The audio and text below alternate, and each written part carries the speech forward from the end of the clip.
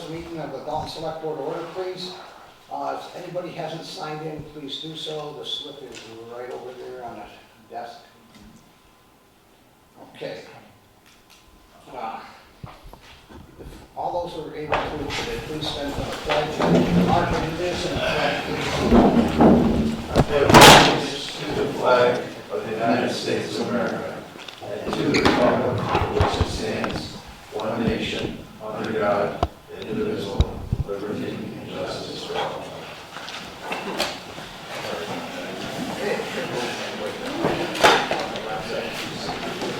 Do our own roll call? Yeah.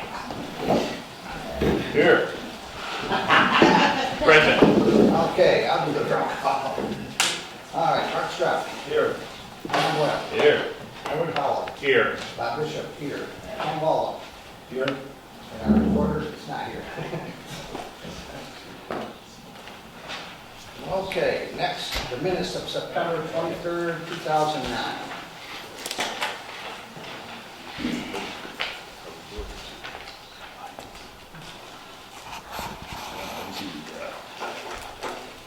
Missing years.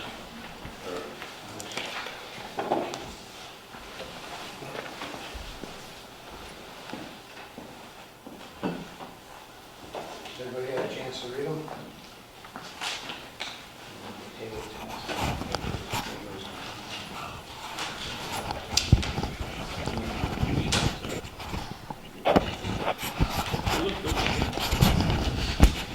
Extensive. Motion to accept. Mr. Chairman, I move that we accept the minutes as presented of the Select Board regular session September 23rd, 2019. I'll second that. Okay, motion's been made and seconded. Is there any further comments or corrections? All those in favor? Aye. Opposed? Okay, next we have the minutes from October 21st, 2019. You?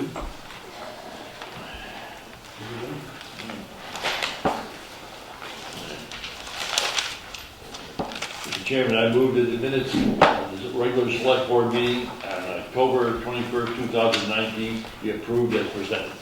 I'll second that. Okay, motion's been made and seconded. Is there any corrections or further discussion? All those in favor? Aye. Opposed? But I do have two resolutions. Yes. In case you lose one. Okay. This is the time the public can address the board on any item or on the meeting agenda or any issue or matter of the town. If you intend on addressing the board at this time, we ask you to do the following.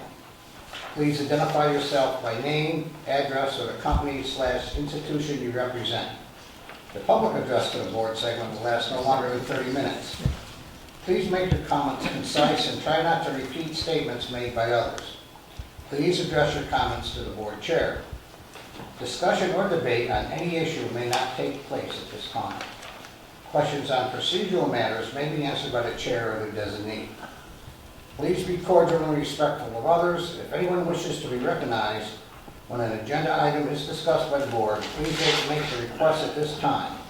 This request may be granted by the board chair. Address comments to the board chair and be concise. Is there anyone that would like to speak on any of the items? Yes.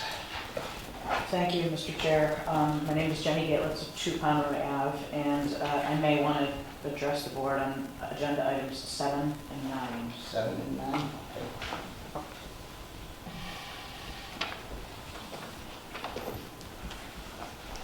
Anyone else? Richard. Hi, Richard Paul, 164 Green Ridge Drive. 3 things. At the bottom of Green Ridge Drive and Dalton Division Road, it seems to be no street sign any longer. Yeah, so I didn't know why that was. Number 2, I've been walking around the neighbourhoods. Now all the trees are down. It may be a good suggestion. Our highway department works really hard for all the residents to go out and raise their storm drains before the white stuff starts falling, so they drain more quickly. And if I can also be recognised for item number 9 when it comes up. Okay, you got it. Okay, thank you. Anyone else? Okay. That brings us to our first agenda item.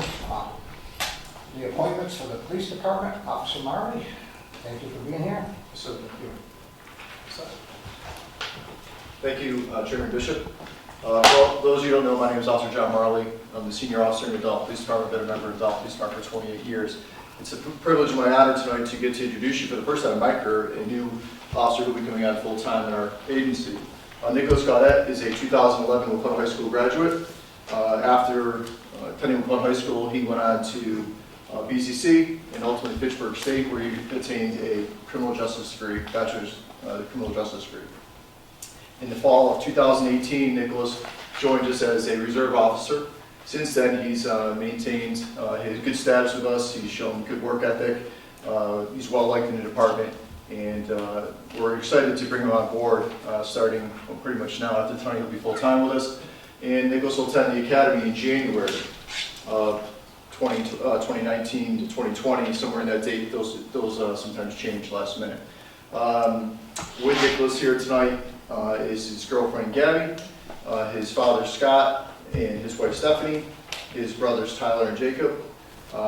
Nicholas and Gabby have a daughter Mia, who's 8-month-old, very cute, beautiful little girl. So we're excited to bring Nicholas on board, and we think he'll bring great things to the town of Dalton. And in his history and knowledge of the town, brings some additional benefits to our agency, and we look forward to having him on. Nicholas, anything to say?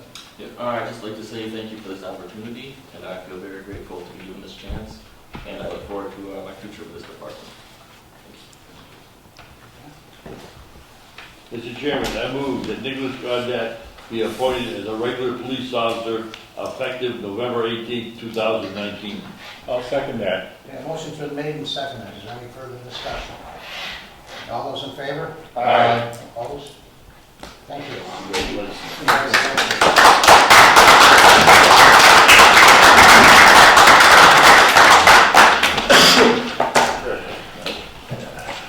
They want the award. Congratulations.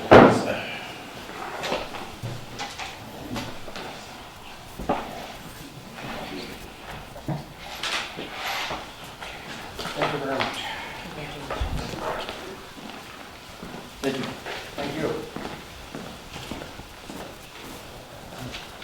Okay, next, this is a good part. We'll get some money.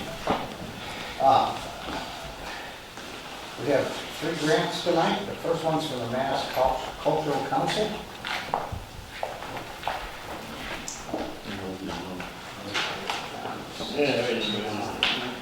Mr. Chairman, I move that a grant of $6,100 be accepted by the Dalton Cultural Council. I'll second that. Okay, a motion's been made and seconded. Is there any further discussion? All those in favor? Aye. Opposed? Okay, we'll have to sign these grants afterwards. We'll have to see the written.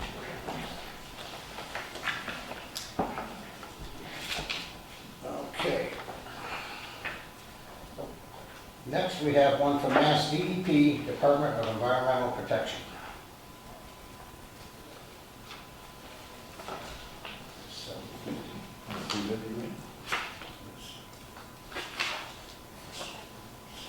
recovery program for recycling. Mr. Chairman, I move that the town of Dalton accept a grant of $750 from the Department of Environmental Protection for a sustainable materials recovery program, i.e. recycling. I'll second that. Okay, motion's been made and seconded. Is there any further discussion? All those in favor? Aye. Opposed? So wait, Can I ask a question? Yeah. Did you say $750? Yeah. Yeah. Small scales, It's what? small scale A initiatives. different thing? Yes. I see. Okay? Thanks. Okay, and finally, we have one from the William G. Conroy Foundation. Mr. Chairman, I move that on behalf of the Dalton Historical Commission, we accept a grant of $5,500 from the William G. Pomeroy Foundation for the Dalton Historical Commission's use. I'll second that. Motion's been made and seconded. Is there any further discussion? Just like to note, thank Louisa Horth for the fine work she did on this. We're going to get 5 plaques from this foundation, noting that the sites in this town that are on the National Historic Register. That's Main Street, East Main Street, and Fairview Cemeteries, the Hoos House, and the Cranesville Historic District, which takes in most of the west side of town. Thank you. Okay, all those in favor? Aye. Opposed? Okay. Okay, next. Okay, is it 7:15? We're The gonna, license and board stuff, you can do that in 5 minutes. what's that? Yeah, and we're gonna go down and do the licensing board, because it's not quite 7:15, we advertise tax thing at 7:15. Okay. Now, we're gonna open as a licensing board right now. And the first item on the agenda is the consideration of reducing the fee for the Farmer Distillery for Silver Bear Distilleries. Peter? Yeah, so I'm Peter Spennerup, together with my wife. I own and operate the Silver Bear Distillery at the stationery factory at 63 Flansburgh Avenue. Been brought to our attention, visiting, networking with other farmer distillers in the Commonwealth, that many towns, if not all, that we've been in contact with, give a rebate for the farmer distiller's pouring license as compared to their regular liquor license. And the reason why that makes sense is we have a restricted license. We cannot pour any alcoholic beverages that we have not made ourselves. The rebate that's given in different towns varies greatly from, I wrote a few examples, 67% in one town to 94% in another one. And in Dalton, like I said, I paid the full price. Pouring cocktails is not really the core end of our business. We do it on Saturdays as a service. Sometimes a group of people that are going to go out to dinner come and meet at our place and have a cocktail first. But yet, it's something I don't want to discontinue to do. But I'm asking for a reduction in the fee. I think it's fair. Don't think that I should pay the same as everyone else that have an totally unrestricted license to pour all beverages, all alcoholic beverages by all manufacturers. Thank you. You did some research? Yeah, I did a lot of research on this. I got 3 minutes, right? Everything Peter says is absolutely true. Just like to note one thing, that the reason he ended up with a pouring permit, such as a bar or restaurant would have, because that's what was available at the time. Yeah. Since then, the Massachusetts All Alcoholic Beverage Commission had changed the status and created a new license called the Farmer's Distillery License. Farmer's Distillery Pouring Permit. And now, the Silver Bear Distillery has the right license that they should have. Right? They only can pour their own products on their own premises, and with Mr. Peter, yeah, says it's true. They only are open for like 2 hours a week, 2 to 3 or Saturday afternoon. So I think this is a justifiable request that the annual fee be reduced. Okay, does anybody have any other opinions and by how much? That's what I was just going to ask, whether we were looking to reduce it down to. Well, okay, Attleboro is $100. Amesbury is $300. Framingham's $1,000. And Judy Wagner, our administrative assistant, while I was there, called the town of Sheffield because there's a distillery in Sheffield, and their fee is $225 a year. So, I think 300 is the appropriate reduction, or 300. Which would you? Reducing it by 300 to 300. Okay.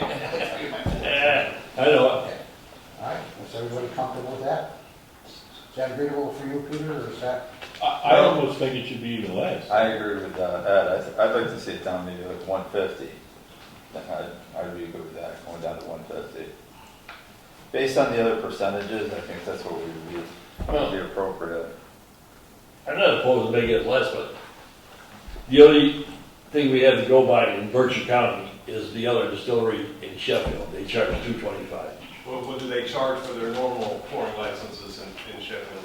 I don't know. I don't know. I looked at it as a differential. I mean, it's true what you're saying that some towns charge significantly more, but there are also towns with a much greater concentration of population in tourist districts on Cape Cod, Martha's Vineyard, downtown Boston, etc. How about a compromise at 200? I'm good with that. Would that hit? All right. All right. You make a motion, Bob? Yeah. Mr. Chairman, I move that the annual licensing fee for distilleries be set at $200 per year. I'll second that. Okay, motion's been made and seconded. Is there any further discussion? All those in favor? Aye. Opposed? Okay. Thank you. Okay. John, do you have time? Yeah, we can just in a minute. Should be nothing. It's an application for Wilkins Enterprises, and that's the corporate, that's the owner's name. Yeah. Okay. Good evening. My name is Daniel Martin. I'm from Martin Olivera. We represent Wilkinson's Enterprise, and we're here tonight to have approval of a DBA change from Zips to Red Speakeasies. And the reason for this, it was inadvertently overlooked at the closing. Correct. Thank you. Thanks, guys. Thank you. So instead of being, the DBA didn't get dropped at the closing. So he wants to be known as, okay. Mr. Chairman, I move that we approve the application of Wilkins Enterprises DBA change from Zips to Red Speakeasy and approval of consideration of reducing fees for farmers distillery.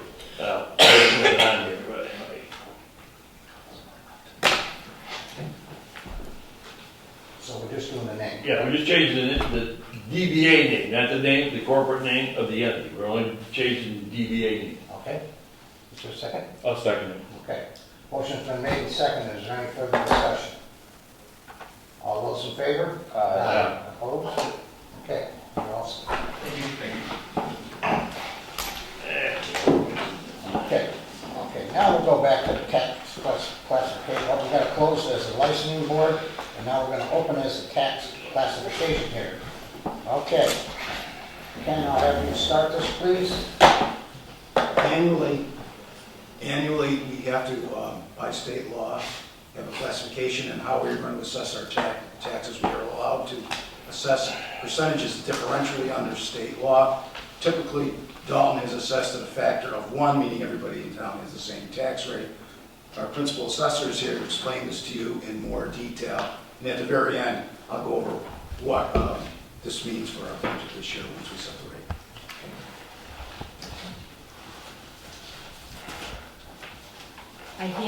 I had prepared for you the We got it, Laura. brochure here. An amendment to the Massachusetts Constitution in '78 required that all properties be classified: residential, open space, commercial, and industrial. Once the property's been classified, the Department of Revenue, there must be a public hearing by the select board or mayor of the city or town. Our final certification of our assessed values was received on October 31st.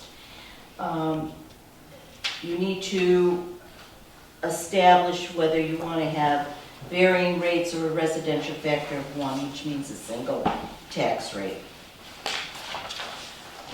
So this presentation is intended to provide you with some information to make, informed decisions on the selection of the residential factor. There's also, we don't have any open space, but that would be, one of the other items to look at. Granting of a residential exemption or granting of a small commercial exemption. The residential factor, the town of Dalton has historically adopted a residential factor of 1. That's the single tax rate. The result is that both residential and commercial are taxed the same dollar amount per thousand. The town is allowed to shift the burden within set parameters. The share of the levy raised by the commercial and industrial classes in personal property may be increased 50% as long as the residential and open space classes raise at least 65% of what they would have if it wasn't shifted. Shifting the burden does not increase the revenue, it merely shifts the increased burden to the commercial, industrial, and personal property areas. Some things to consider before making such a decision. The town's commercial and industrial and personal property base is only 16%. There should be at least 20 to 25% commercial base before considering this. Approximately 30% of communities in all of Massachusetts have a split rate, only 5 of 32 in Berkshire County. The estimated average CIP portion, which is the commercial, industrial, and personal property, in these communities is approximately 22%. Those with single tax rates are only about 11.5%. Small businesses as well as large businesses and personal property would be taxed at the higher rate. Also Chapter 61, which is forest land, Chapter 61A, which is agricultural, and Chapter 61B, which is recreational, would be charged at the higher rate and would impact the discount that they get for keeping these, this land undeveloped. I've attached a scenario in 5% increments here to show you what would happen as our tax rate looks like it's going to be the $20.29. It would stay the same if they're adopting a residential factor to 1. If you go up to the 1.5, it would be, residential would be $18.28, but the commercial would be $30.44. And the impact, on the commercial might be detrimental. I mean, we don't have enough in town anyway. We do not have open space in Dalton.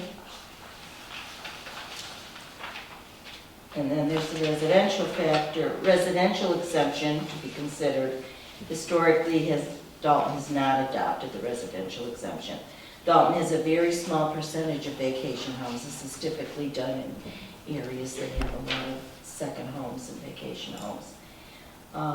The exemption could be up to 20% of the average assessed value of the eligible properties.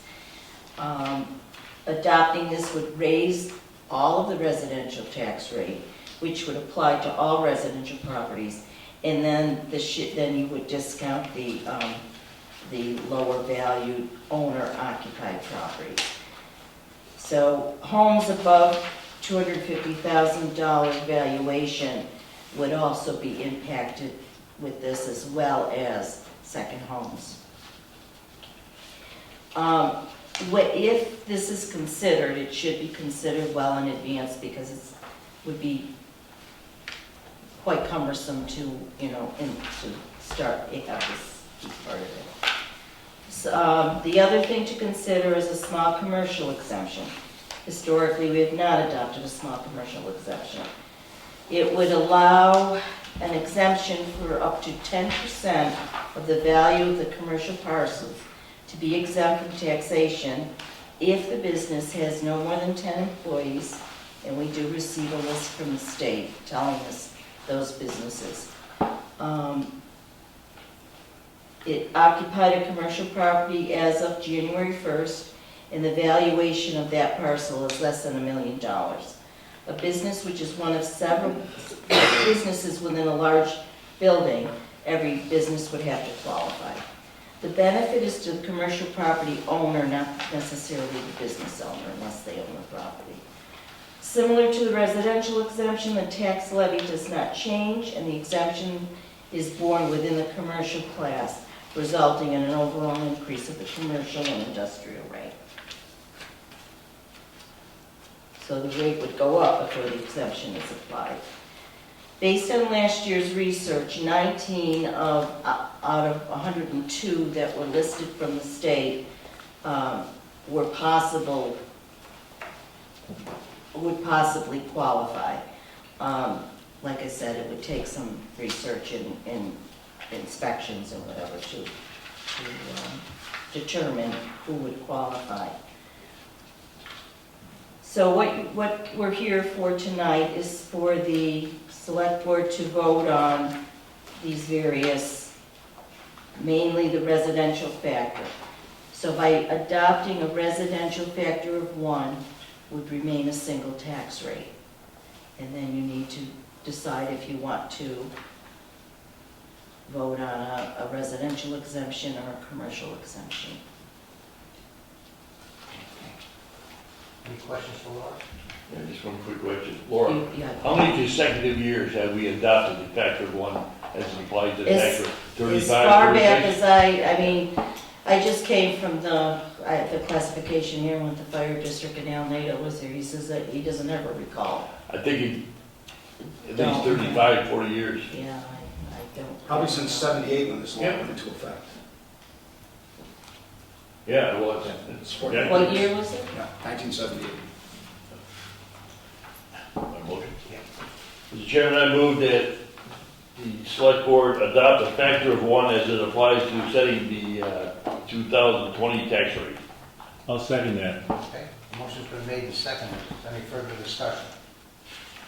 I just have a question. Is this for residential and business or just residential?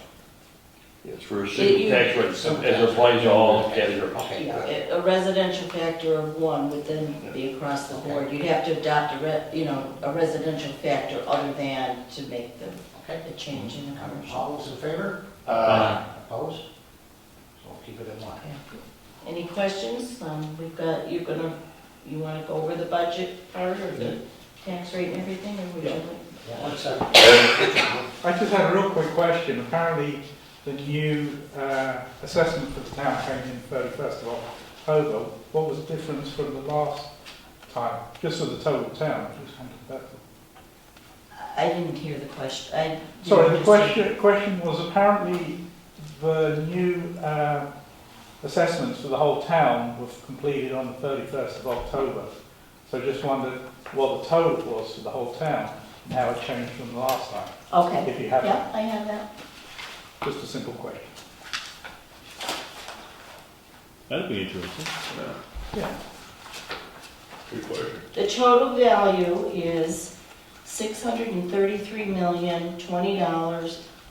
$633,020,677. And last year,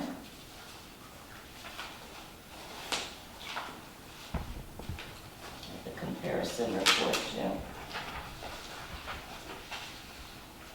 It's in the back of the budget report too. One more page here. Is $612,124,3. Thank you. Okay, Ken, you wanted to say something?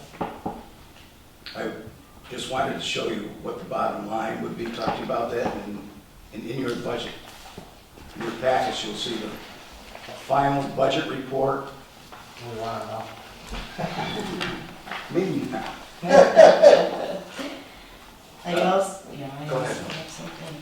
I want to make sure that, I've got the form for you to sign here just for my files, but all of you have to go into Gateway and sign electronically before we can submit the recap and do the tax rates. In your office? The town clerk would be the one that would manage that. And I think those of you who were here last year, well, all of you that are here were, you should have passwords to get in.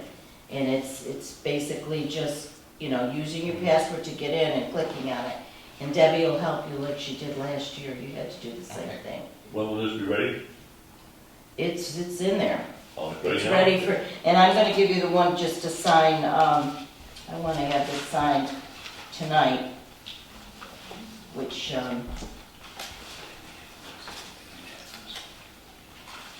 shows the values on the front part of it.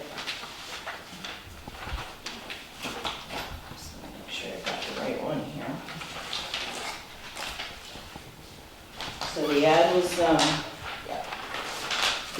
was, the ads were put in. Yeah. The values are here. Sorry. And then this page, if you all would sign the, Well, that's one. Also to be aware that the current fiscal year excess capacity is 1,245,031. And that's adopting the residential factor of 1.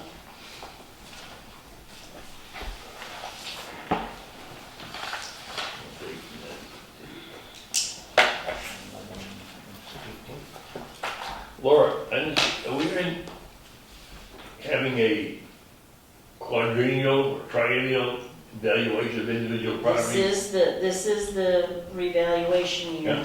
Yeah. It used to be triennial. This is actually the 4th year till they get everybody on schedule. It's gonna be every 5 years. So for us, it's been 4 Yeah. to this point, and now it'll be like So 5. are we having that, is it being done now, or is it done? No, we're working it, we went through it, so it was quite a process this year, and we didn't When quite. do you think it will be available for public viewing? It was, we had the public disclosure, the assessments. Yeah. Yeah, the public disclosure was 2 weeks ago, a week ago, 2 weeks ago. So we had the values all listed and everything, each house, you know, and we put it on the front page of the website, and it was in the library and in our office for viewing. I don't know if we should wait for Joe to come and sign this, or what? He's supposed to be here No. at 7:30. I mean, that's up to you, he wasn't, I don't know if You he, can take it if he comes, we'll have him stop in and sign it, okay? as long as the majority of the board. If he wants to come and sign it, be in your office? Yeah, you could do that. I don't know, should he sign if he didn't vote on it? Yeah. I will fill him in. Okay, Ken, do you want to go right with your tax? I'll go right to the bottom line. What do you think? We go to page 5 of the budget worksheet and look down about the third row. It says total budget. Our total budget is $18.5 million. We have total revenues of $5.7 million, leading to a tax levy of $12.8 million. On new valuations, Laura pointed out, which is $633 million. That is going to lead to a tax rate of $20.29 per thousand. That's up 81 cents over last year, or 4.2%. The amount of taxes that we're going to levy are almost $1 million, it's $900,000, and that's principally due, all of this increase is principally due to the fact that we're prepaying the demolition of Old Dalton High and the bonds we had outstanding on the renovation of Town Hall. We're accelerating their payment by 10 years, and Old Dalton High we're doing a year. So we're doing that all at once. It was a very good fiscally conservative move, given that we're going to have to start servicing the debt in the high school next year. So our tax rate is going to jump. The rate is going to jump by 4.2% or 81 cents. And the average homeowner will have a tax bill increase of about $259. The average home value as part of the reassessment rose about $5,000 from $210,000 to $215,000. The average single-family tax bill is going from $4,100 to $4,300. And that concludes my report. Thank you. Any questions for Ken on this? Excellent work. Thank you, Laura. Thank you, Ken.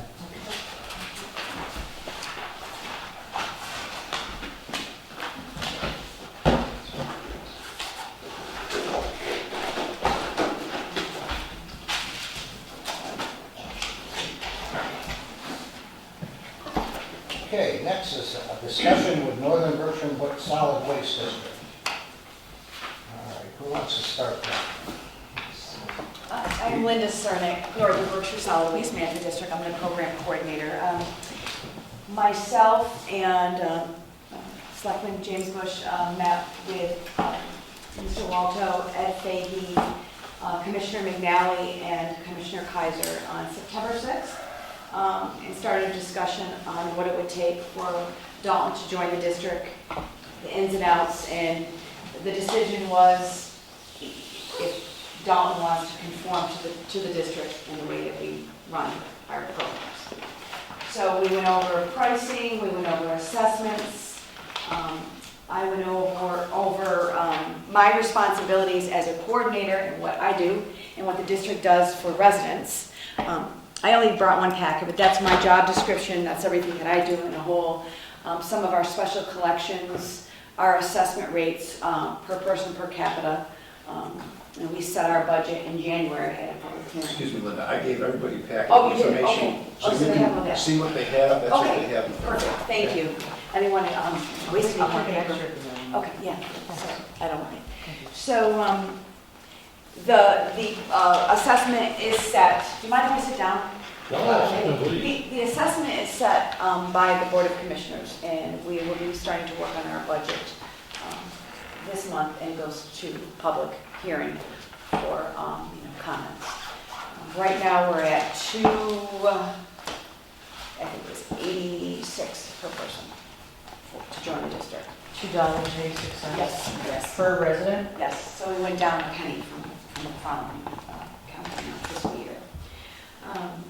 I don't know where you want to start, what you know, what you don't know. I mean, we had a pretty comprehensive meeting and went over all the details. I think it would be good for the board to understand how the district operates. Okay. And, yeah. So, the one concern was, and two of our commissioners, and actually Jim as well, we have a subcommittee, because the city of North Adams is thinking of joining the district as well, which is going to be an asset to all of the towns if they do join. And we've been working very close together, and the students at Williams College are doing a study right now on the pros and cons of North Adams joining, and it's going to City Council in December. They're going to be presenting. But if they do join, our goal is to have North Adams be kind of the hub for our charm, which is our hard to recycle items, such as tires, brush, electronics, mattresses. North Adams was just awarded the mattress recycling grant through Mass DEP. So those are items that will gain you additional points on your grant applications. And I, as the coordinator, do all the grant applications for the towns. We were awarded $35,500 this year as a district. All towns were given increases. 2 new towns were added to the RDP, which is Recycling Dividends Grants, which is based on a point system. Point system is amenities that you offer to your residents. So that would be an asset to you if you join the district, and if North Adams joins, because you'll be eligible for that charm. So, do you have questions for me?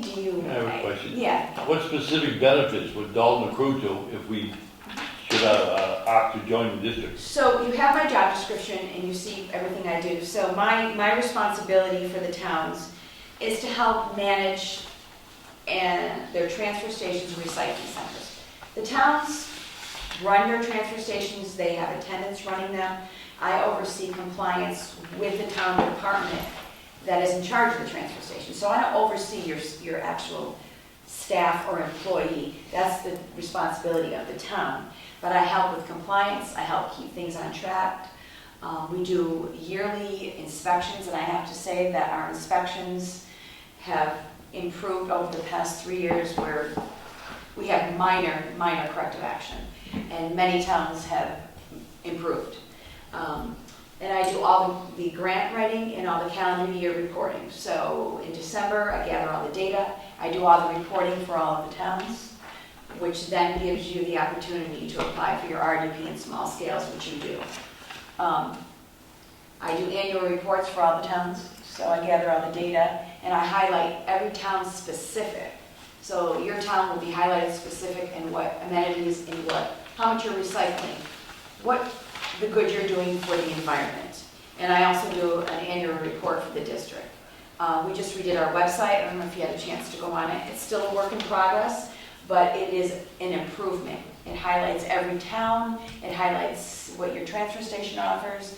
It highlights the district. It highlights your special events. It links you to resources through Mass DEP, through Recycle Smart. So there's a lot on there. So please go on and visit our website. I do all the corresponding with DEP. I do all the special events, collections. We hosted 3 special collection events, bulky waste collections. because not every town collects the bulky items that you may offer. We had a household hazardous waste in September. We had 154 pre-registered households and 3 DPW towns came through. And it was, I have to say, spot on, and I did it. I have to give myself credit. Jim, it was so well organized that, I mean, it was just ran smooth. And I pre-register when I do a household hazardous waste. So 1, we remain on budget. 2, the cycle, people are flowing through and there's no traffic jams. I have to say it went very well. And then we did a paper shredding event, because as Ken knows, the materials recovery facility is no longer going to take shredded paper. So our goal is to do a couple shredded paper events a year. 1, it helps prevent identity theft. So your residents aren't throwing their taxes in their recycling bins, which I've seen people do. And outreach and education. I've really expanded a lot this year. I've gotten 2 new schools connected to what is called the Green Team, which is through Mass DEP. It's an educational program. It's a resource for schools. We started some composting outreach. We ordered earth machines through our state contract at $50, which is a bargain.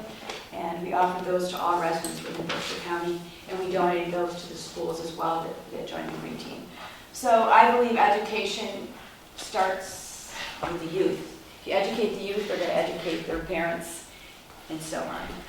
And I think education is key into the recycling. So I can go on and on. So I mean, I do a lot. So I mean, you'll see it in the job description. But feel free to ask. When do you need us to make this decision by? So we're going out with our budget. We want to have our budget set by January. We're actually working with a consulting firm right now, Kessler Consulting, Inc. A very well-known consulting company.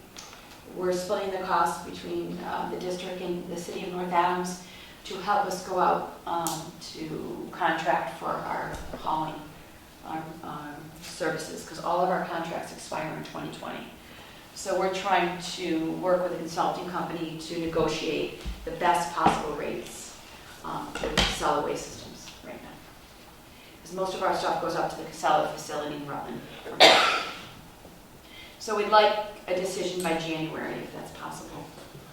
Casella and Rutland? Casella Waste Systems facility. Not the one in Pownell?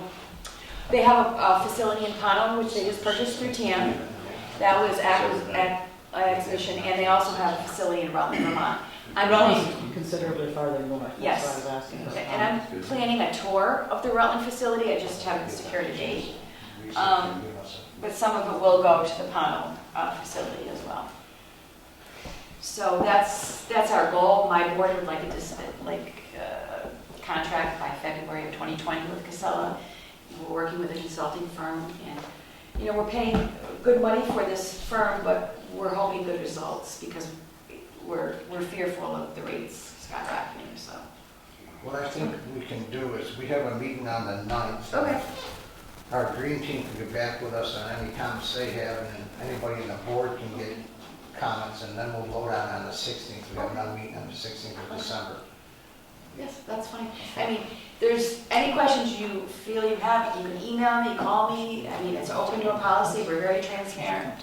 And please, likewise, I mean. Yes. Who are the towns in the district right now? Excuse me, did you guys just say that you were going to vote on whether we join or not on December 16th, which is less than a month from tonight? Yeah.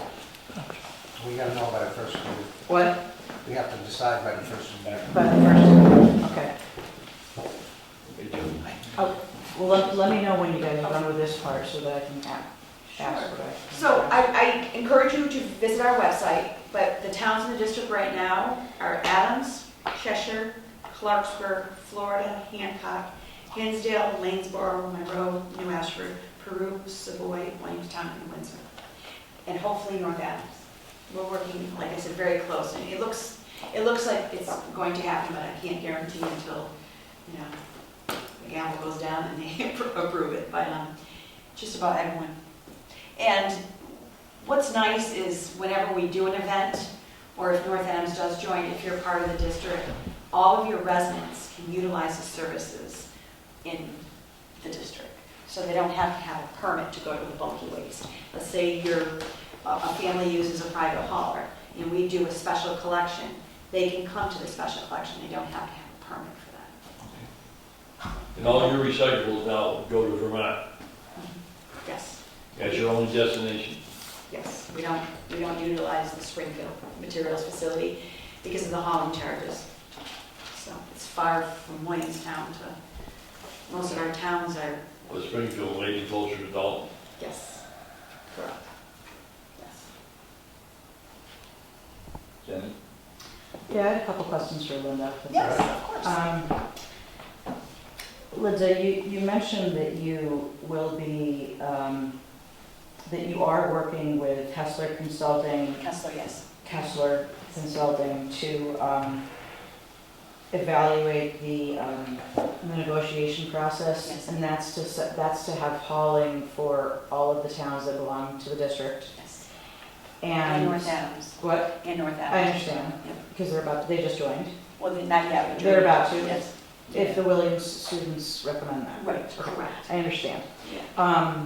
So with or without them, this consultant is working with you to, is this consultant working with you to put out an RFP, or? So, because of the Chapter 30B, it's called, procurement is not required for the hauling or for MSW or recycling.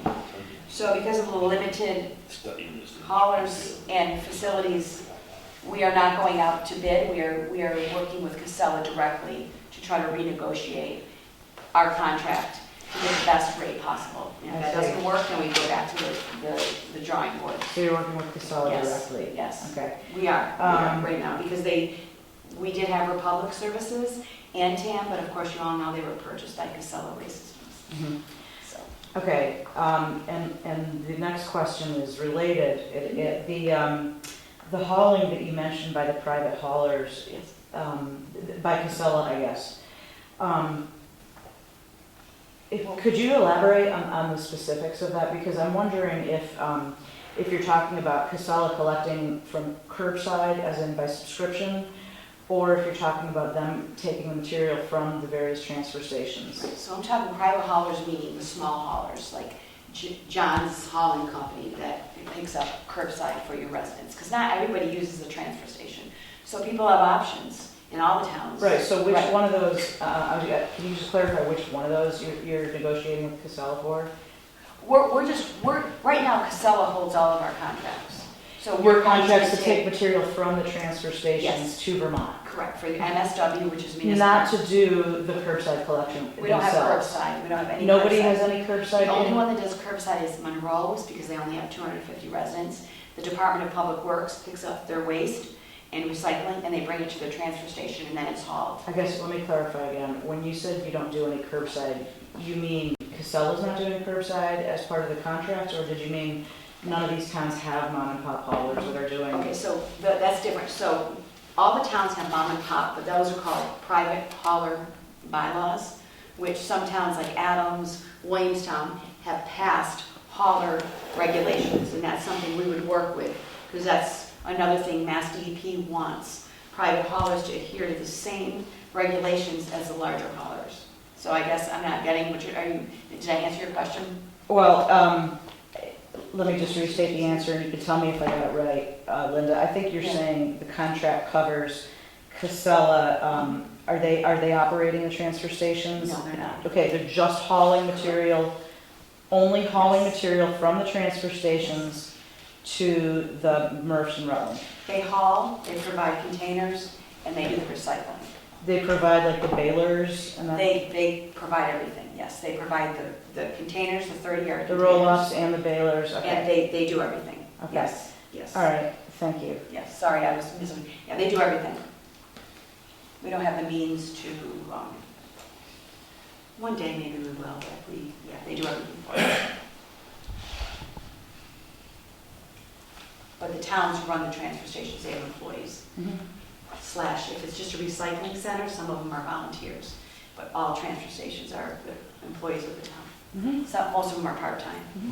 Okay, cool, thank you for clarifying, I Oh, yeah, appreciate no that. problem, thanks. One question while you're on that, Bing. Yeah. Does Casella pick up privately in any of the towns you aforementioned? They took over some of Republic's, yeah, they do. They do, yeah. So they took over whatever Republic and TAM had. So both of those had private subscriptions with families, yes. You have any idea how much of the hauling, picking up market they control? For private, for Yeah, for private I- curbside pickup. I do not. I can tell you what we do, because that's what I report on, but I couldn't tell you what each town, that would have to come from each town, I don't know. Or we'd have to call Casella and see what they pick up from each town, I don't know that. I can tell you how many households in a district and how many have obtained permits to the transfer station, but I couldn't tell you who goes with Casella, or who goes with, John's hauling, Okay, or, I get it. yeah. So do you have that figure, though, how many households subscribe to the transfer station option I do, in the total district? I do. Okay, good. Jenny? Guys, You'll get that, you have it now? I or think you'll I get back to gave us? you, in the packet, I don't know if this is in there. It would give you the town, the name of the towns, the number of permits sold. Yep, the Is it tonnage of percentage? MSW, which is trash, municipal waste, and the BW's bulky waste. And then I also have scrap numbers, but the scrap hauling is done through Sayers. We have a contract, and the towns are paid $55 a ton for scrap that they generate. So the towns are paid money for their scrap. It just does say that how many permits you issued to utilize the transfer station. Yes. But it doesn't say how many total households there are. No, I can get you that off my, all my calendar year surveys that I do with Mass DEP. Sorry, thank you. I just have one final question. Okay, Jenny, go ahead. I didn't see the percentage here of how many towns,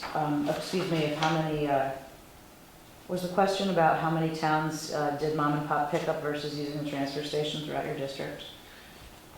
No, it's how many curbside pickups. Okay, same thing, just the inverse. How many I would households do curbside in the district as a percentage of the total households? Well, if, I can tell you what, I can give you the figures, I can't give them to you right now, but how many households in the district, off of my reporting, how many permits were sold, and the rest, I'm assuming they do the mom and pop, because where else would they be bringing the trash? Or they go to North Adams transfer station.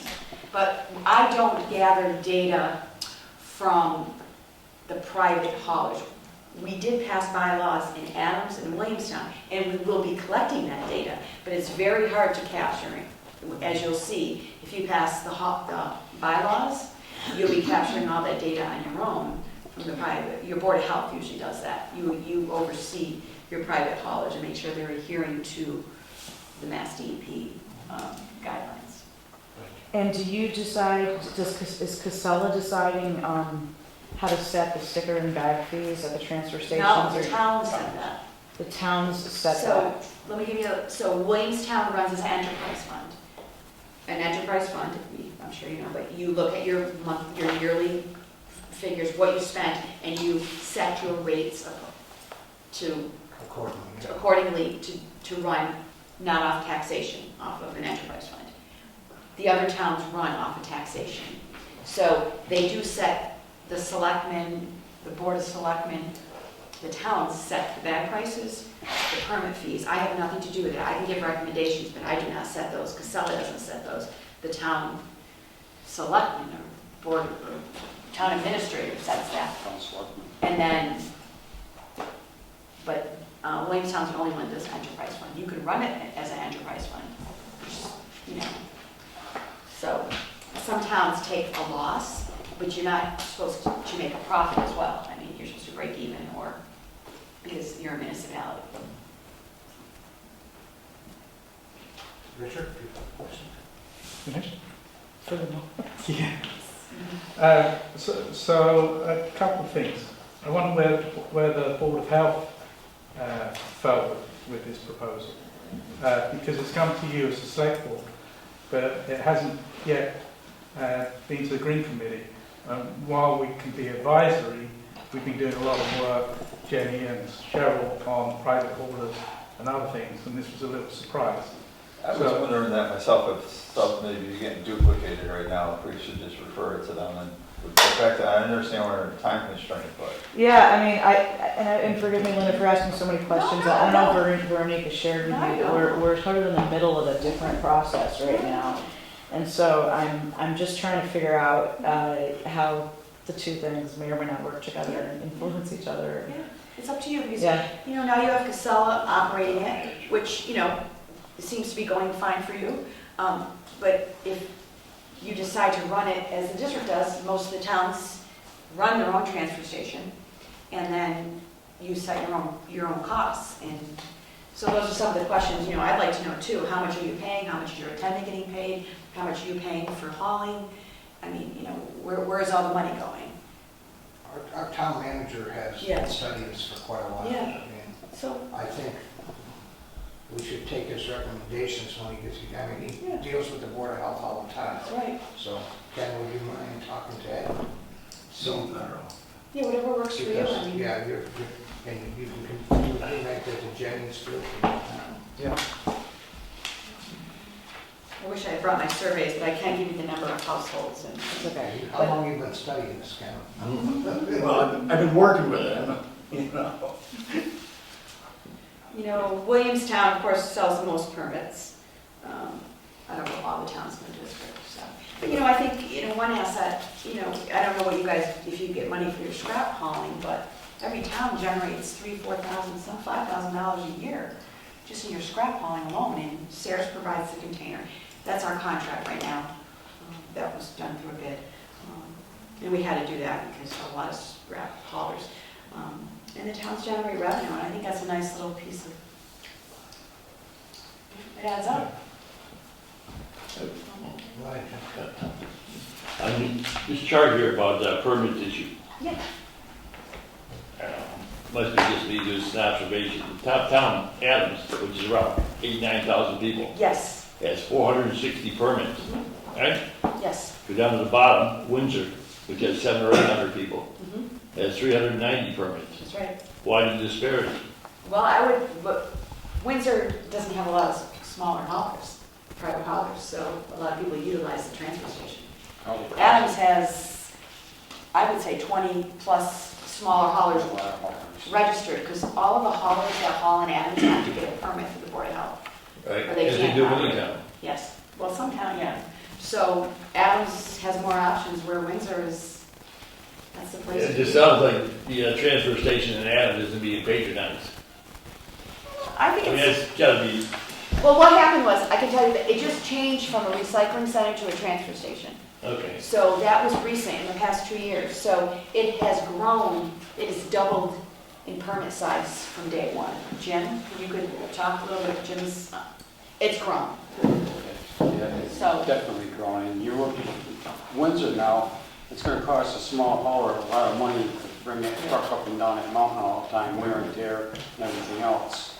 Where Adams is around the flats, and they're local, all our haulers are local. I don't know the exact number of haulers, but there was quite a few. It's about 15 or 20 that I saw. So Adams has a propensity to utilize private haulers, whereas Windsor doesn't. Location's huge up there. Yes. Yep. Especially, you come winter time, I wouldn't wanna go up there for a couple bags. One of our haulers lives up there, that's where the business is based. Yes, Correct. yes, you're right, yes. The private haulers, I want to keep them in business, I think they're doing a great job. Our job isn't to take from them, it's to enhance and help them as well. Jenny? This is a question for Ken. Sure. Ken, I'd like the chance for the members of the Green Dalton Committee to talk to the Board of Health, and maybe you separately from tonight and before the Selectboard needs to vote on this. Sure. Can we set a date to do that? Yeah, we'll have to coordinate that with the Board of Health schedule. I mean, don't feel where you have to join this year. I mean, if you decide, we're going out for our contract, so we'll be signing the contracts on. So, I mean, it's not a push, it's just, No, and one of the reasons I wanted you to hear about this was because everything has been, as you know, it's up in the air. We've got a new order, the the waste-to-energy plant down there in Scavanta. Our contract's up, their contract's up, the MRF contract's up. So everything is up in the air, and I thought you ought to hear what the options are. I was particularly concerned because they're intending to go out to bid in February. And we talked frankly about, when we met, about the differences between the way most, and all you know that, most towns operate their own transfer station. We've contracted out probably 20 years or so. So it's a significant change, and it's worth reviewing again as to what our methodology is. But in any event, we have to move forward because the MRF contract is up for renewal too, and that we have to decide by the end of January whether we're going to sign on with the MRF again. It's a 5-year commitment we do. So I just want to bring up too, the district has a board of commissioners. They're the ones that set the policy, they're the ones that make all the decisions. I give recommendations. So you as a town, of course, would have a representative at the table. It's important that your representative that you appoint attends the meetings, so your town has a voice when decisions are being made. And Mr. Chairman, in the middle of this, just for my making sure I'm on the right page, in the middle of this, we have a new bylaw that goes into effect on the 1st of January for recycling. You know, how does that all, how do our residents get impacted in this circle of things that may change from a cost perspective or a process perspective or anything else? Should we delay that until this is all I can set? try to answer that, sir. Yeah. In Dalton, 75% of our residents use private mom and pop haulers. So for the majority of our residents, nothing will change, would change. It would affect transfer station operations and our whole contract and what we're trying to do right now. How does mandatory recycling not change the haulers? Well, it does change it, but it's not changed related to the Northern Berkshire, it's not related to the decision that we're faced with about whether or not to join this district. It's changing on its own separately. But would hauler cost be associated with this change? Yes, hauler costs, are you talking about the private mom and pop haulers? Yeah, anything. Yeah, sure, they're gonna go up, but those are bylaws that we had passed that don't really affect our transfer station operations, which is where the Northern Berkshire Solid Waste Management District. I go back to my earlier point a couple months ago that we have no notification yet of that from haulers or anyone else. That you have no notification of what? The new bylaw and what the process or what the cost is. The bylaw passed. The bylaw passed, Yes, right? that's right. Right. I wanted to say one other benefit. So let's say people that residents that use private haulers, just because they don't use your transfer station, what I was trying to say is that the residents are able to utilize the special collections. The three collections. That and our hazardous waste collection. I mean, I don't know if you know what it costs to dispose of hazardous materials. We had 154 households that came through, and it's probably going to be $220,000. That comes out of our budget. Residents are not charged a penny. So for a private hauler, and I use a private hauler myself, but a private hauler can't get rid of everything that, electronics are very hard to recycle. So that's a year-round. Right, and, So and just so that you know, we've been sort of piggybacking on the city of Pittsfield's electronics and hazardous waste. So this would basically be- what Adams is doing with North Adams. Be year-round, Electronics and right. things. Yeah. So people buy the permits to go North Adams, that's why you're also seeing Right. lower numbers in Adams, Right. bags or whatever you want to call it.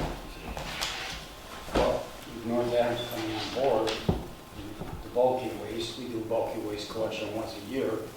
People aren't going to be storing things in their houses for a whole year any longer. North Adams does sign. Anybody in the district would be able to utilize North Adams on We're Mondays. trying to do it once a month with you don't have to buy a permit for North Adams. For the charm, the hard to recycle. So instead of having bulky waste collections once a year, you'll be able to do it once a month on North Adams. And it's huge. You'll find it on the side of a road somewhere. You know, all when that happens too.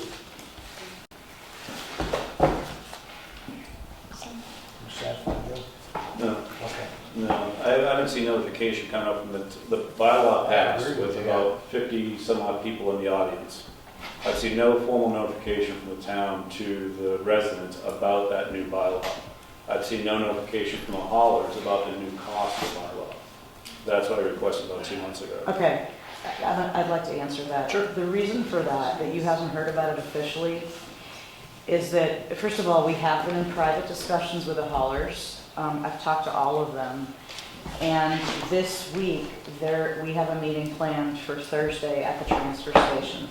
You haven't heard about it through mail because we're still working on nuts and bolts logistics about how to make physical modifications to the transfer station so that they can tip the recyclables there. And Ken's been talking with Casella. We've had a meeting with the Casella operations people. So we just want to get that cemented, and then we will swing into action with all of the letters that you're talking about. Are we ready to operationalize by the 1st of January? That's, If not, I think the Board of Health should defer that for a when we couple of met with months. them, Yeah. they thought it was possible, and we are meeting again with them Thursday, so we'll have a much better answer for you after Thursday. Okay, it doesn't sound like we're operationally ready. We should probably be proactive and delay that bylaw impact. I think we could be operationally ready. I'm not so sure. We're in December. I know, but Almost in they're December. I understand, but we told them that, and they are aware of that, and the modifications they have to make are pretty small. And my biggest concern, Jenny, we've got all these other decisions, we're not even gonna be sure who's signing on with. So that's my biggest concern. We don't know how this is gonna affect everything. If we Who's gonna sign on with what? if we don't go with Casella. Ken? Well, for the remainder of this fiscal year, my assumption is we'll be with Casella. We've asked them to extend the contract to the end of the fiscal year at no additional consideration. But what is up in the air is whether we join the Northern Berkshire District. Now, it's quite likely that Casella will be the successful bidder on their waste hauling contract. Also up in the air is whether we can, and Joe is right, whether we can implement this. We can probably make the modifications to the transfer station, but will the pricing be done? We have no agreement with Casella or any of the haulers. Yeah. So, I should take a step back. What we're doing here, again, in this new bylaw regulations, are really amendments. We tried to do this 10 years ago to make our transfer station recyclable friendly for the private haulers in order to give them an incentive to the homeowners with subscription service, curbside service, to separate the waste stream. At that time, recyclables were taken free by Murph. We got money back, so it didn't seem like a big problem to have the haulers come in and drop the recyclables. However, we were never able to set the transfer station up so that it worked well. So there was no incentive for the haulers to get the residents to separate the waste stream. So this is going back to where we were and trying to make that work. But what's happened in the meantime is the cost of dumping recyclables has skyrocketed. So if we're going to nothing, it's going to cost $93.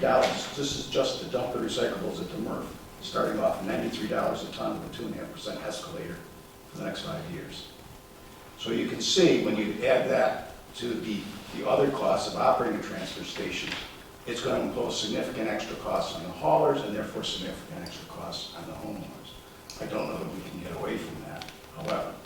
So again, there may be a significant incentive to having it more convenient for the waste haulers to dump at our transfer station. But let me just complicate this a little further by saying there's also maybe an opportunity for the private haulers to bring their Dalton recyclables to the Covanta station. And I'm trying to get in touch with the person who's handling that for the city to see if that's true. Because there's another little detail, I'm way in the weeds here. We gotta know how much they weigh, we don't have a scale. So they have to probably go to Covanta, weigh the trucks before they come up with a slip. So if we can dump down there and have some kind of agreement with the city of Pittsfield and their operation, it might make it more easy and convenient, and might be able to do what we want to do. Should we postpone these recycling thing for, like Joe says, for a couple, 2 or 3 months, or? You know, I think we may have to, because I've been waiting to hear back. One of the first things I have to do tomorrow is call Casella again and find out where they're at, because I'm waiting for a response to my contract proposal, which I made several weeks ago. I would just point out that at the end of the year, with the holidays and everything, there's a lot of confusion, there's a lot of extra stuff, and people, it's a hard time to take in any new information. Sure. Yeah, and let me say this, since everything seems to be timed to the end of the fiscal year, maybe advisable to make those changes with the start of the new coming fiscal year, rather than to try to do it in the year. Could I just, Who has authority to delay that bylaw? Board of Health, I think they suggested it, so they could delay implementation of it. Yeah, we can recommend to the Board of Health. We haven't, as Ken points out, that's one of the options that are in front of us. The possibility that we take the recyclables, the individual haulers take their recyclables, there's only 6 of them, or 4 of them that are active, to Pittsfield. Now, Republic or Casella already does that, but again, it's only their Pittsfield customers. But I'm not certain, but it's likely that we can reach an accommodation with Pittsfield, that we be allowed to take our private haulers down there, have it weighed, and dump it in the respective bins and be transported to Murph. And we would, I think, save a lot of money. But even so, this whole proposal of altering the transfer station and all the ramifications of that really needs a cost study analysis. And we don't have no figures. You're not authorized, Jenny, to tell them to change or alter the transfer station. I thought we made a recommendation on motion a couple of meetings ago to have a management consultant review the transfer station operations for those recommendations. I think we did. Yeah. can I just make one comment about, so the reason why we're trying to negotiate is with larger quantities of recycling, the better power you have when you negotiate. So just to give you an idea, the district did 870 tons of recyclables. We do dual stream, we separate our recyclables, so there's less contamination. North Adams did about 2,000 tons. So our MSW was 2,100 tons, and North Adams was, I think, it was like 4,000 tons. So I love that private haulers will be able to utilize your facility, but until you have a bylaw passed and you have a private hauler bring recyclables, and if there's contamination, then it's going to be on your, so you want to be careful there. So do you do dual stream or single stream recycling? Dual. And you're recycling? We do dual, and we already have the bylaws passed. Okay, you do, okay. Yes. And, all right, so I'm just letting you know that that's why we're trying to negotiate together with North Adams, because we're thinking with larger tonnage, maybe we'll get better. This bylaw passed was effective the 1st of Oh, January. I got you. Yeah. Mr. Chairman, may I suggest to you, and our meeting a week from tonight, right? No, we don't have one till December 9th. No, Well, we have one 25th. We're talking about next Monday. Never mind, 25th. Yeah, that we have an article, item on the agenda that will allow us to vote to suggest to the Board of Health that we delay implementation of this whole issue until we have all the answers, including cost analysis and projected savings to the town in view of the haulers. Trucks have to be weighed, and we don't have the facility for weighing trucks over our transfer station, so our best option would be going to Pittsfield. Okay, we'll put that on the agenda. I don't know if I want to use the phrase all the answers, because they forever, I mean, all the answers is a lot. It's an important issue. Oh, I agree. We get as many as we can. I was just thinking all is an awful big word. Well, as many as we can. Yes, okay, I would go with that. I agree about postponing it. I just said, to sort it out more like, Yes. sort it out might be And we get better. solid answers. Yes.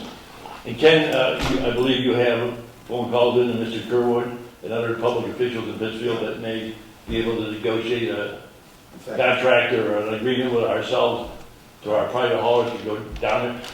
Hey, they take their trash down there anyway. Yeah, that's right. Nothing new. I don't know if you know, this is Darren Blanchard, who works out of Pittsfield and works with DBS, so she's been helping us. In fact, I spoke with her today about doing some type of cost analysis. So it's in the works, but it ain't where we want it to be. Okay, Ken, I guess we're counting on you. Yeah. Richard is. I just had one comment for the members of the public at home.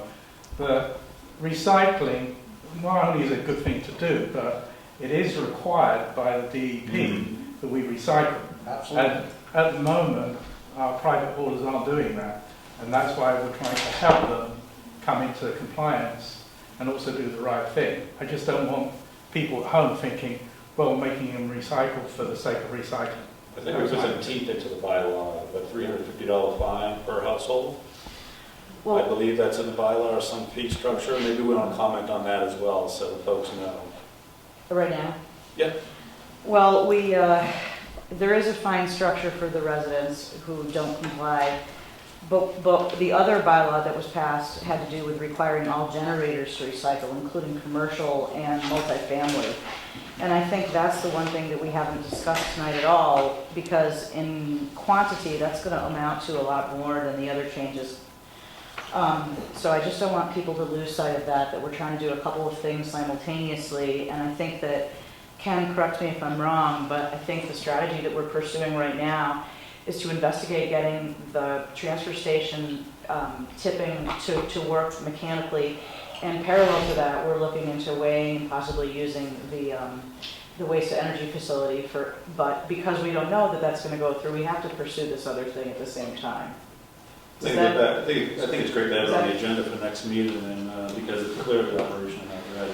Yeah. So, I don't want to run in this like running through the line with our heads down.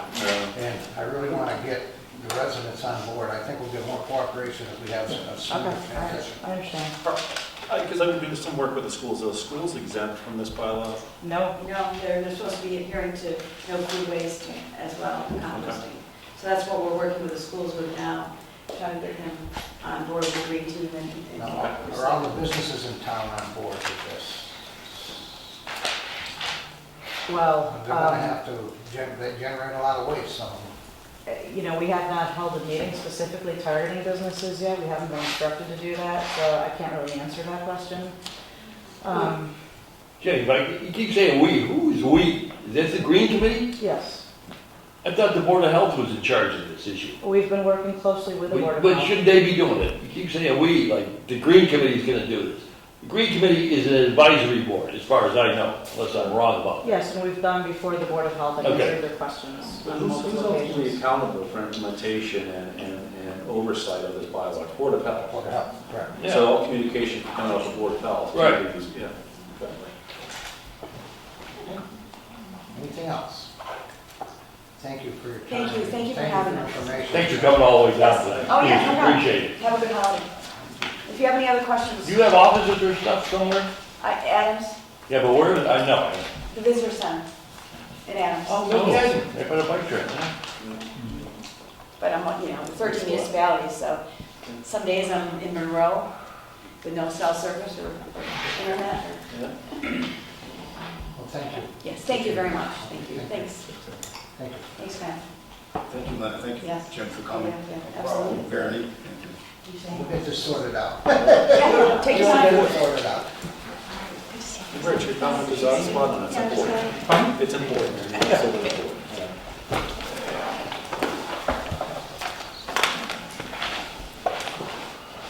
Okay. Wow. Okay, let's move on. Take a deep breath. Let's see. Next is a resolution recognizing November as Veterans and Military Family Month. This is nothing political or anything. This is something I think we should honor all our veterans with. And I'm sorry we didn't do it earlier, though. Me too. I'm sorry we didn't have an earlier meeting.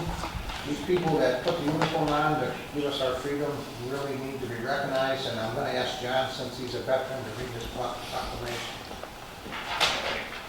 Down in Dalton, resolution of the Selectboard proclaiming November 2019 as Veterans and Military Families Month.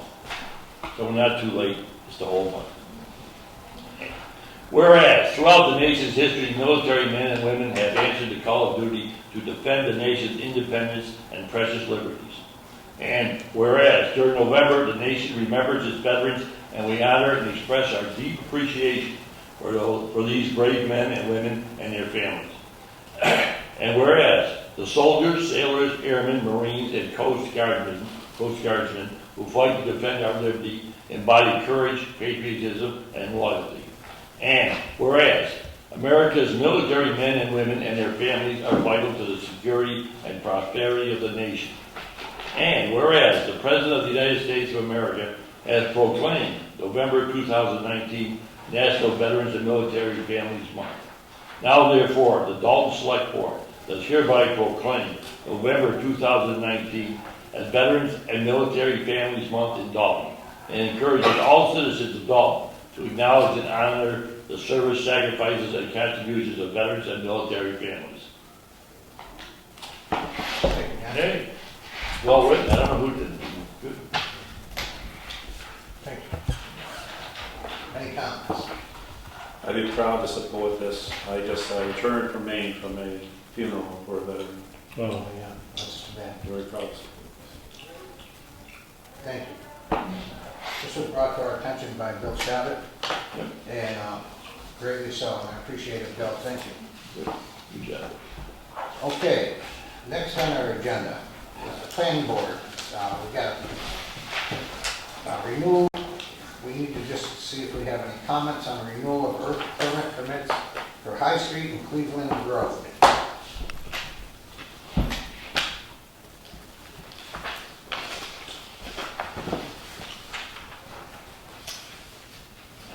Just the usual, we have no comment. Yep. A vote? Yeah. Motion. Yeah, motion, please. Mr. Chairman, I move that the select board have no comment on two petitions that have been presented. I'll second that. Okay, so motion been made and seconded. Are there any further comments? Just a clarification, did you want something sent back to the planning board by no comment you made? Yeah, no, yeah, we want, but we have no comment. We have no comment. Yeah, letter. To the planning. Acknowledging it, we can, we did Just it. acknowledgement. Yeah. No comments. Okay. Is there a second? Yes, second it. Okay. Motion's been made and seconded. Is there any further discussion? Okay, all those in favor? Aye. Opposed? And now, we have a decision on petition 565. It's about a solar array field. Mr. Chairman, you need to make any decision if you want to send comments to the planning board has issued a special permit. And so really the reason this is on the agenda is the town planner thought it might be a good idea to formally notify the select board that the special permit has been issued. What I've done is provided the best single map I could to show you where this is going to be built. And if you look at that USGS map, you will see the outline in red of the entire parcel, and I think that's about 150 acres or so. Right. And the yellow line shows you where the solar array will be, and that's about 50, 60 acres. Now, there are two additional events which have to occur as part of this. Well, one has to occur, that the special permitting granting authority, that is the planning board, has to okay a decommissioning plan, and we've gotten a proposal from the company NextAnt about how to decommission it, and they provided some very good data, and the planning board will be seeing that. I will be sending a letter to the planning board saying that I think it ought to be peer reviewed like the original study was. So at the expense of the applicant, just to make sure we're on board here. And I'll also have a conversation with the town council about the legal impacts of decommissioning plan, whether it's in proper form. The Massachusetts state, though, does require very detailed minimum requirements, which they're going to obviously meet, Yeah. which I find very reassuring. It was a very detailed plan. Yeah. They have to send that to the Massachusetts, does you know, yeah, so I'm pretty Maybe I'm confident. worrying too much. Ed, isn't the yellow outline awful close to Walker Brook? Yeah, it Yeah. says wetland study area in yellow on this one. Yep. It is the same footprint that was previously approved for Eversource, and Eversource never built there. I thought we couldn't build there because of the connection or some issue. They now say that they are able to do that. How convenient. Yeah. Couldn't do it for us. Very convenient for themselves, huh? Eversource sold the rights in their previous plans to these people. Oh, nice of them. Ed, you think there's any Was there any talk of ever expanding this field into adjacent gravel? No, actually, one of the reasons is that they get extra credit if it's a certain size. If they go too big, they actually don't get as much state credit right now. Yeah, so they actually are using the same footprint, but they're actually putting up fewer panels on that area. Wow. All right. Thank you, Ken. The other piece of information that you should have is that I expect them to ask for a negotiated tax agreement, which is something that can be done. Right. For these types of, so I don't think it's something that has to be done, but I'm waiting for them to send some proposals. That's important. Do we have to take any action? No, we don't have to take it. No. It's for information. Okay. And when did they expect to start construction? They have to get everything completely paperwork done in order to get some extra credits, and it's right at the deadline now. But they wouldn't actually probably break the ground until to the spring. That makes sense. Yeah.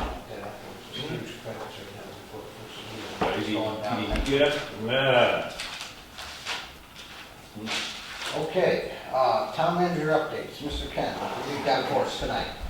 Try to get to these pretty quickly.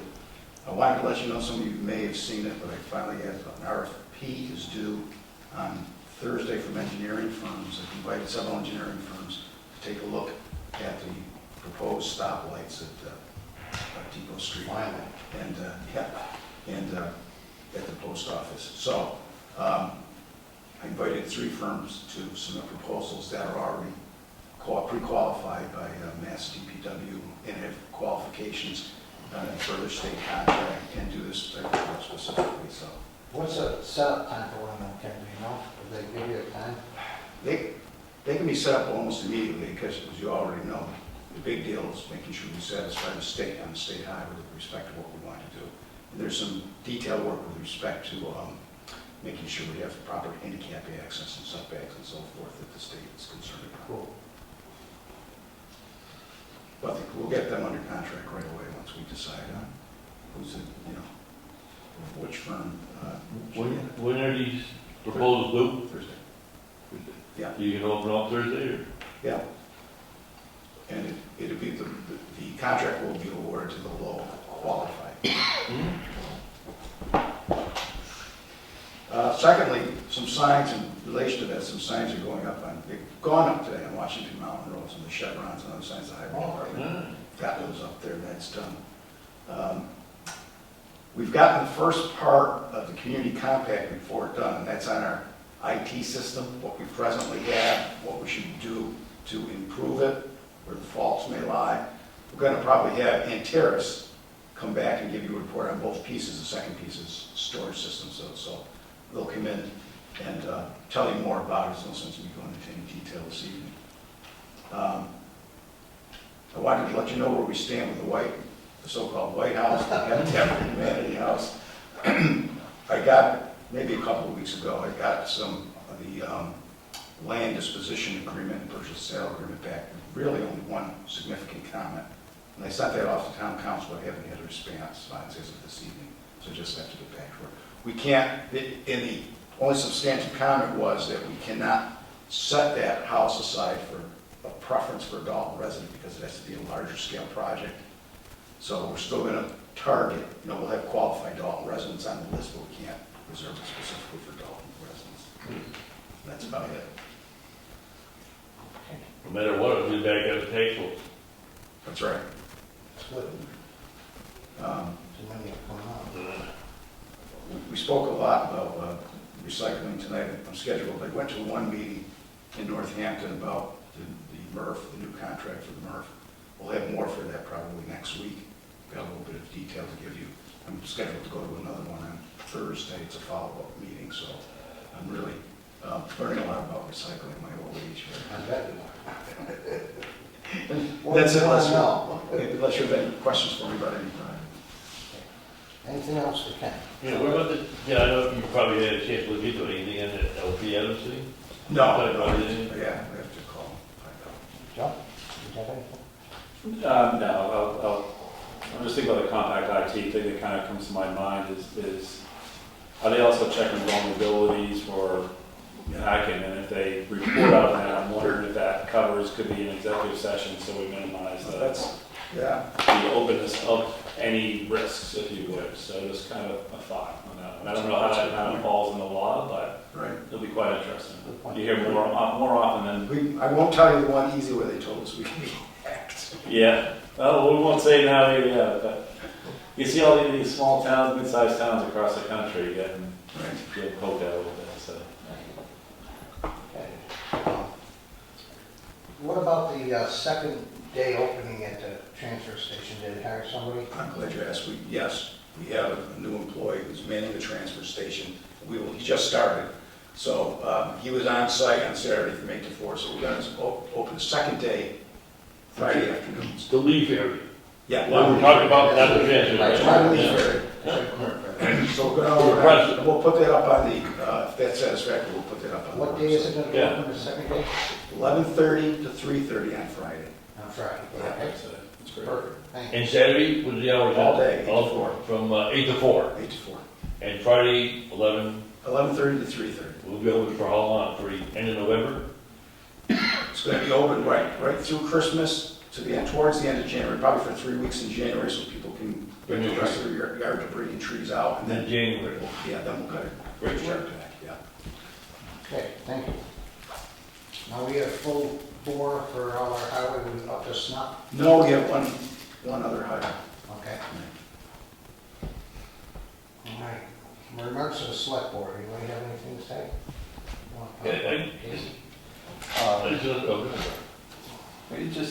Maybe for, we get an update or for the PZAB stuff that we had. Yes. Do if we can maybe put that on the future agenda. Yeah, because or an update or something like that. that needs to be fixed, even if it's temporary, because it's getting to a point where it's crazy up there. It's not good. Okay, anything else? Not just like- I just want, Okay. I think it was Richard that noted there's no street sign on the end of his sign, street, whatever it is. Right. What's in his street? Greenwich Park Plaza Yeah. Street, or whatever it is. Well, I just like to note that there's several streets in my neighborhood that don't have signs on them either. Depot, there's 3 or 4 Crane Place and so forth and so on. And I'm guessing that somebody's going around town collecting signs for their dorm room or something. That happens. Yep, it does. So maybe John could, hey, I know they're busy as hell. Well, you can sell them online. Yeah, sell them online. We can buy them back. Yeah. That price. Yeah. Anything else? Okay, items for future agendas. I'm gonna have the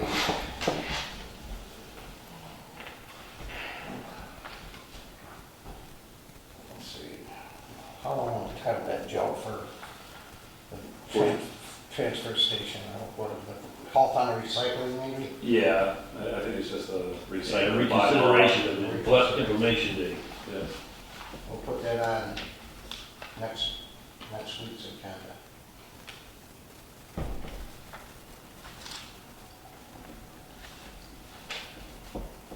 Okay, anything else? I'll put that on the piece of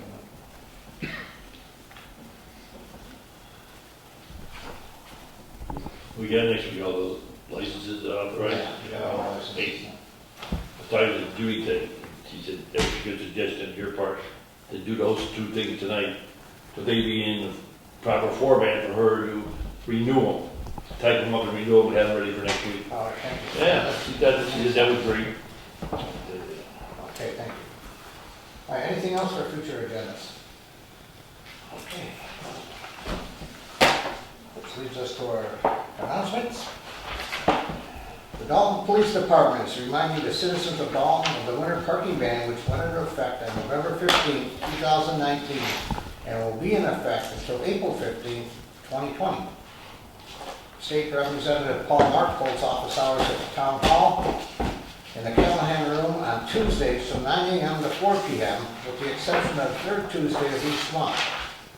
On the third Tuesday, office hours are 9 a.m. to 1 p.m. at the Town Hall, and from 1 p.m. to 4 p.m. at the Dalton Senior Center. You can reach Mark at his district number, which is 413-464-5635. I hold office hours by appointment either the Town Hall or at the Senior Center. For further information or to schedule an appointment, please call 413-684-6111, extension 11.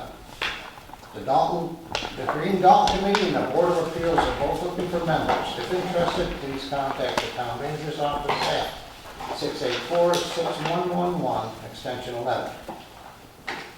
I declare that an open meeting may have a detrimental effect on the negotiation and litigation position of the public body. Mr. Chairman, I move that we adjourn to an executive session in preparation for negotiations with non-union personnel and litigation. I'll second that. Oh, and return to open session. Return to open session. Okay, I'll second. second that. Okay, roll call vote, Joe. Yes. Edward. Yes. John. Yes. Mark. Yes. Bob, yes. Okay. We'll reconvene in 5 minutes on boardroom over there. How's that, John? Yep. Mr. Chairman, I move that we table item 19 on our agenda. I'll second that. Okay, the motion's been made and seconded. Is there any further discussion? All those in favor? Aye. Opposed? Okay, motion to adjourn? So moved. Second. Okay, all those in favor? Aye. Thank you. That was a short session, wasn't it?